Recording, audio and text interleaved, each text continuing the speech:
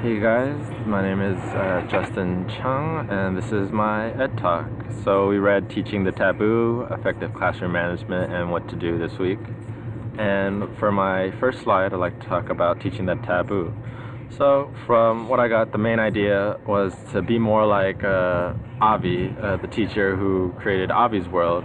And I thought the main idea was that it's important to create a safe space that you can reflect on your own actions as well as the actions of your students, on how they are being taught, but also on how you are perceiving them. For example, when those students got offended when he said, "Hey, you guys," when they were acting up, per se, air quotes on that. I thought it was important to be yourself, really, to not ever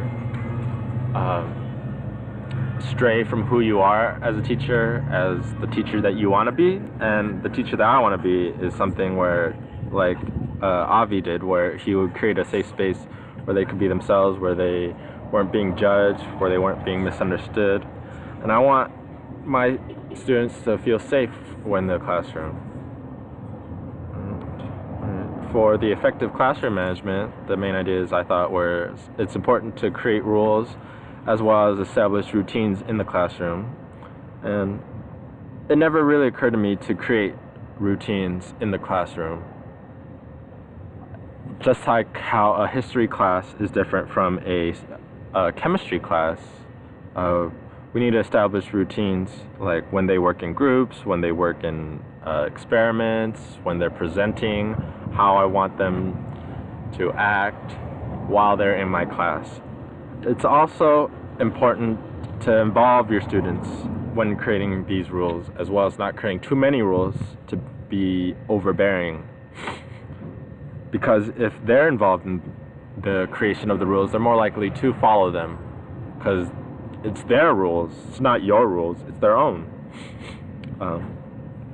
It was also important, I thought, to get to know your students while you're creating these rules and these routines. Doing little things that let your students know that you actually care, like providing snacks or being flexible, understanding why they're late, which brings me to my next slide, the What to Do book.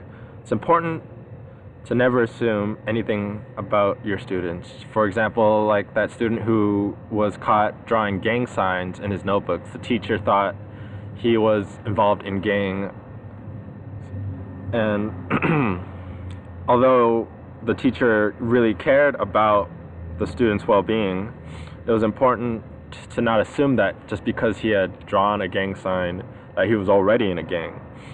Because as it turned out, the student actually made those fake gang letters to the teacher. It's important to understand also that you also cannot help every single one of your students, as much as it pains you to do so. Some students will be out of reach, and you just gotta wish for the best. Do what you can and hope that they manage to make it somehow. Now, you're going to be put in these hypothetical situations. Well, not necessarily hypothetical, because when they actually happen, they're not hypothetical anymore, right? And it's important to think, like, okay, if this ever happens, what am I going to do?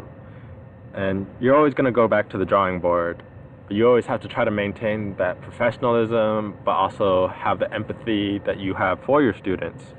And if you're working in a suburban area, you might not come across these as much as those who work in urban and rural areas. So just know that violence and mismanagement, neglect, these are things that you will encounter as a teacher.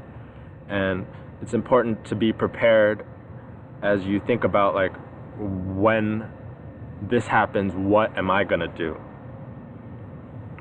And that is the end of my Ed Talk, and I hope you guys have a good night.